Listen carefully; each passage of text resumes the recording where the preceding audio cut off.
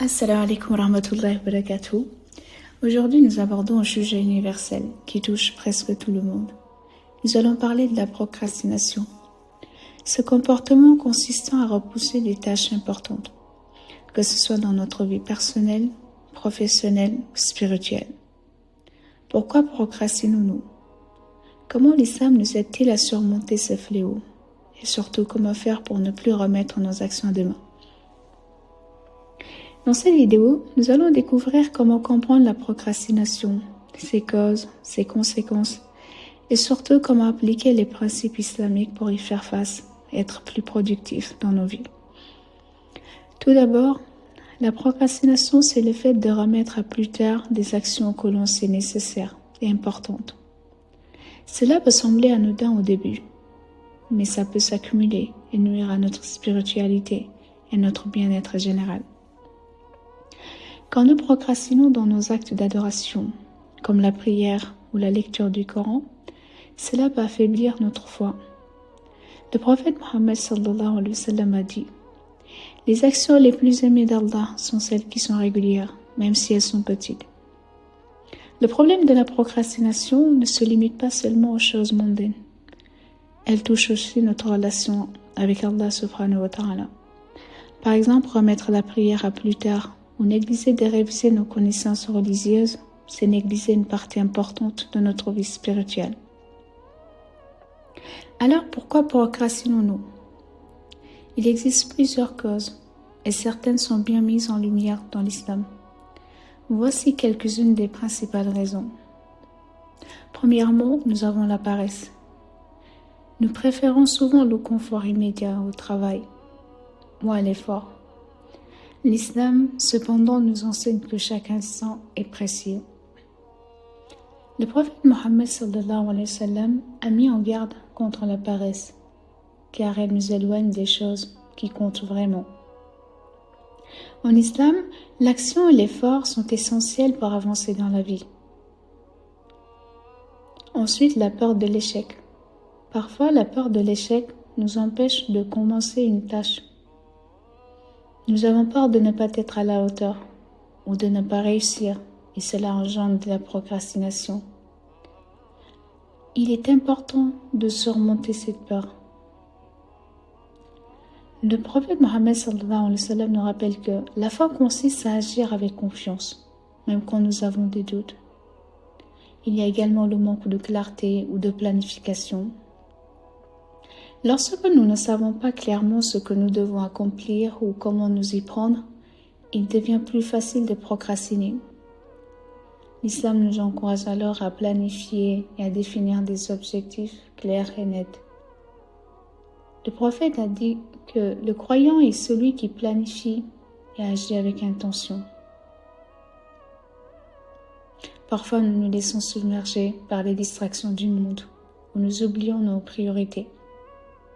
L'islam nous invite donc à rester conscients du temps, à être dans l'instant présent et à utiliser notre temps de manière productive. La procrastination a également des conséquences qui vont bien au-delà de la simple perte de temps. Elle touche à la fois notre spiritualité et notre bien-être personnel. Sur le plan spirituel, quand nous repoussons nos prières, nos actes d'adoration ou nos moments de réflexion spirituelle, nous affaiblissons notre lien avec Allah subhanahu wa ta'ala. La procrastination dans nos devoirs religieux peut conduire à une déconnexion spirituelle progressive. Le prophète a dit que le croyant est celui qui pratique sa foi, même dans les moments difficiles. Sur le plan personnel, ça peut entraîner une accumulation de tâches non accomplies. Cela génère du stress, de l'anxiété et un sentiment de surcharge. Quand nous remettons tout à plus tard, notre santé mentale et physique en souffre également. En islam, la gestion du temps est un principe clé. Et comme on dit, le temps est comme une épée. Si tu ne le tiens pas, il te coupe. Quant à l'estime de soi et la productivité, plus nous procrastinons, plus nous ressentons de la culpabilité, ce qui peut abaisser notre estime de soi.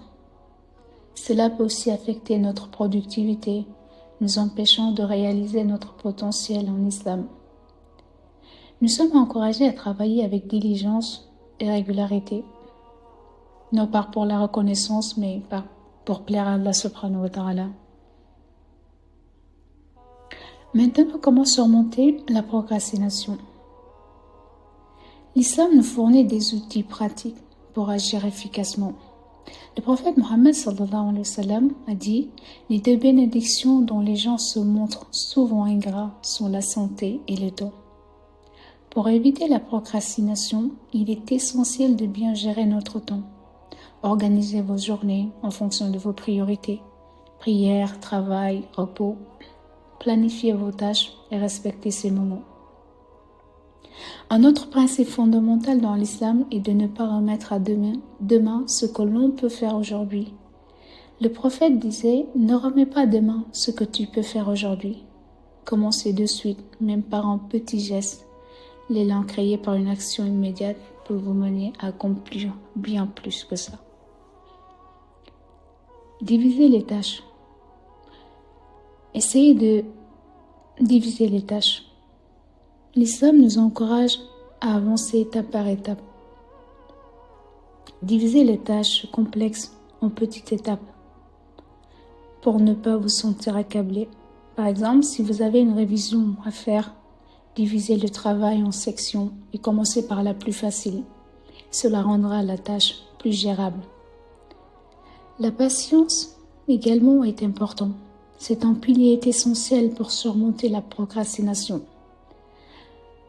Lorsqu'on ressent la tentation de repousser une tâche, il faut se rappeler que la patience dans l'action est récompensée. Allah dit dans le Coran « Ô vous qui avez cru, cherchez secours dans l'endurance et la prière. »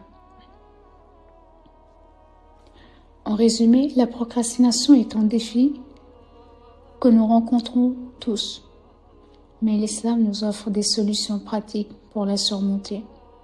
En gérant mieux notre temps, en agissant immédiatement, en divisant nos tâches et en pratiquant la patience, nous pouvons surmonter ce fléau et améliorer nos vies, tant dans ce monde que dans l'au-delà.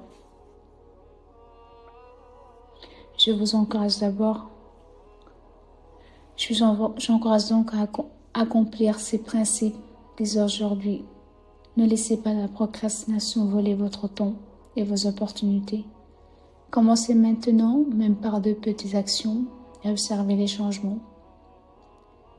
Je vous invite à partager cette vidéo avec vos proches et à vous abonner pour plus de contenu inspirant, qu'Allah nous accorde la réussite et la bénédiction dans chaque action que nous entreprenons. Qu'Allah nous accorde la capacité d'agir sans procrastiner et bénit notre temps.